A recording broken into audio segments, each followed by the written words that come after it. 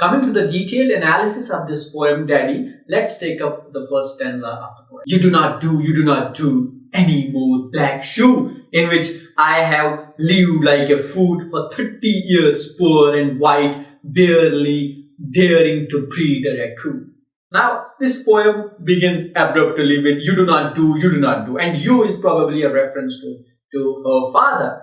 And she says that you do not do any more black shoe. Now you see that what she is trying to say here is that her father is no more able to influence her life anymore. And she calls him black shoe. And she says that it has been 30 years since she has been tolerating all this, tolerating him, tolerating the life around her. But now she says that it is time perhaps to end all this mess. As I said earlier that this poem was written 3 or 4 months before she committed suicide. So there must have been that thought of suicide in the mind of Sylvia Plath. She must have been, in that mental setup of committing suicide and thinking that ends all her thoughts, her wishes, her desires, which were unfulfilled mostly, in which I have lived like a food for 30 years.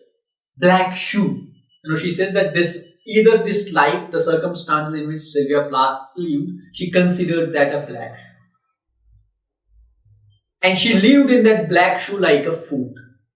Now, this image of black shoe and the food in a particular shoe tells us about the circumstances or the real situation of Sylvia Plath's life. Poor and white, barely daring to breathe a raccoon. Now, poor and white would be like innocent.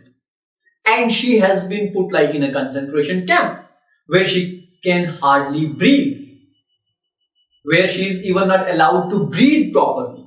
That is the introduction to this particular poem. This is the way Sylvia Plath approaches this poem or begins this poem, and she tells us through this first stanza that this is particularly time to stop tolerating all that she was tolerating up to this point of time. And now the time has come when she has to end all this, the 30 years long torture. In the second stanza she says, Daddy, I have had to kill you. You died before I had time. Now in the second stanza, she directly addresses her father, Daddy, and she says that it is my wish, it is my desire that I would have killed you. Now you will find in this poem that there are two unfulfilled desires of Sylvia Plath about her father. One, she thought that her father was a godlike figure, as most of the people, most of the children think that a father is. And she, since her father died at a very young age, so she never experienced that godlike figure of her father or love of her father. So that is one unfulfilled wish or unfulfilled desire. The other unfulfilled wish is that she wanted to kill his father.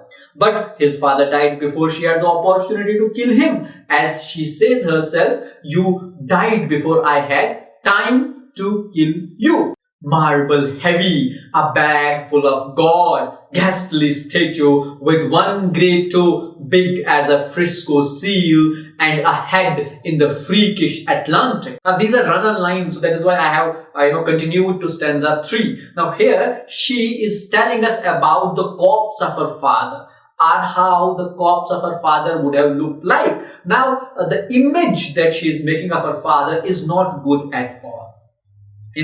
She is saying that he is marble heavy figure. This marble heavy figure is actually a reference to a person with no emotions, with no sympathy, with no life. And she thinks that her father could have been like this, and his corpse is also like this. And secondly, she says that her father is not only a marble heavy figure, he is also ghastly. A bag full of God, ghastly statue with one great toe big as a Frisco seal. Frisco seal is a reference to San Francisco, which is in California. One of the toe, the toe of the foot of her father or of the corpse of her father is as big as San Francisco. And his head is as big as Atlantic. Now you can just imagine that a person who has such a huge toe and such a huge head could be a very weird figure. And what she is telling us is that this is what his father looked like. And she also says, refers to God in this particular stanza, particularly when she says a bag full of God. Now this a bag full of God is a reference not exactly to the God, but she thought that he was God-like figure. There could be two interpretations or explanations of this particular phrase here. One, God was not treated, in the postmodern times in 1960s as a very powerful or as a very loving kind of a God, who would come and help to solve the problems of people, as about waiting for Godot. But God was something who was unable to, do away with the difficulties or complexities of life. So her father is also like a God-like figure who is unable to solve the problems of Sylvia Plath. And before he could have solved the problems of Sylvia Plath, he died, he ran away, or he was not there to help Sylvia Plath. So there could be these two interpretations of this phrase, that he was God, like a bag full of God. Now I read even the third stanza of this poem in continuation, because that was a run-on line. There was no full stop or punctuation mark at the end of second stanza. So coming to the next verse of third stanza, it reads, where it pours being green over blue in the waters of beautiful Nauset, I used to pray to recover you, but do. Now what she says, that this ghastly figure of this her father, whose one toe is as big as Frisco seal and his head is Atlantic, and what this ghost is doing is actually making impure the beautiful waters of that particular place. And she said that I had prayed to recover you. I thought that one day you would come back to life.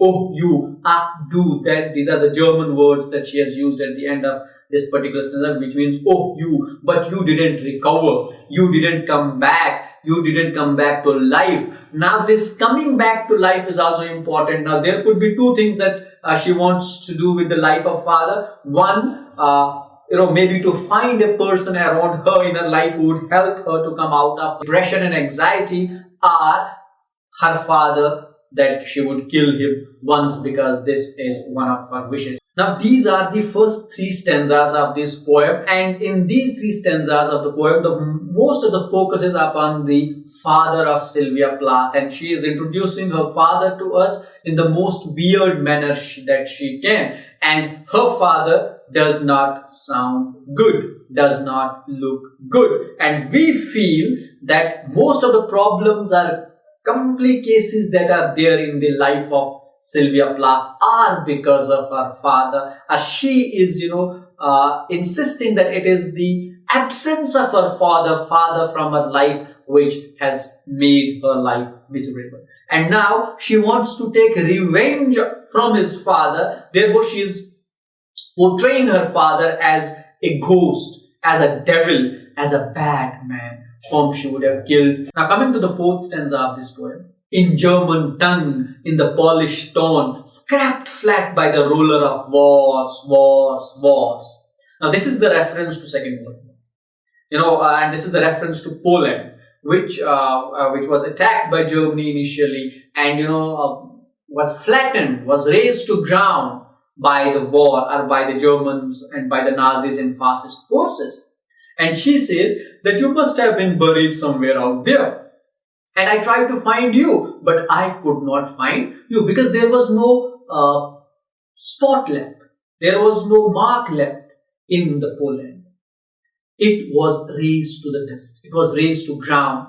Everything was destroyed. But the name of the town is common. My Polak friend says there are a dozen or two. And the second thing is that I even do not know the name where you lived or where you died. Because my friend says from Poland that there are dozens of the villages or towns here in Poland, and their names are very similar. So it has also become very difficult for me to find your remains or to find your places are to find your birthplace. I have got actually nothing of you. I cannot relate to anything of yours. I never could tell where you put your food, your room. I never could talk to you.